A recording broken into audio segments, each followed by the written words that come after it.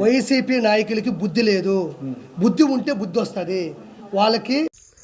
అన్నలు చూస్తారు కదా, 2029లో కనుక ఆంధ్రాలో జగన్ గెలిస్తే మాత్రం కిరా కార్పి గుద్ద చెక్కుడు మాత్రం బరాబర్ ఖాయం. నేను మాట్లాడు కాదు, టీడీపీలో మనోనుకున్నంత యావ దూల నోటి దూల టీడీపీ పార్టీలో ఎవరికి లేదు.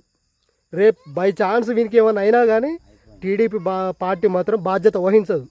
ఎందుకంటే ఏ పార్టీ నాయకులైనా కానీ పలాని పార్టీని విమర్శించమని చెప్తుంది, కానీ ఇంత ఘోరంగా నోటికి ఇష్టం వచ్చింది ఏది పడితే అది మాట్లాడమని చెప్పదు. మనోనుకున్నంత గుద్ద బలుపు నోటి దూల ఎవ్వరికి ఉండదు అబ్బా. ఏ రాజకీయ పార్టీ తెలంగాణలో కానీ ఆంధ్రాలో కానీ వీనికున్నంత నోటి దూల ఏ ఒక్కరికి లేదు. ఎవరిని పడితే వాళ్ళ నోటికి ఎంత వస్తే అంత మాట్లాడుతుండు. రేపు గనక జగన్ గెలిస్తే మాత్రం వీనికి ఏమైనా అయినా కానీ జగన్ ప్రభుత్వాన్ని కూడా బాధ్యత వహించదు. ఎందుకంటే అది ఎట్లా జరుగుతుంది అనేది కూడా ఊహించని పరిస్థితి.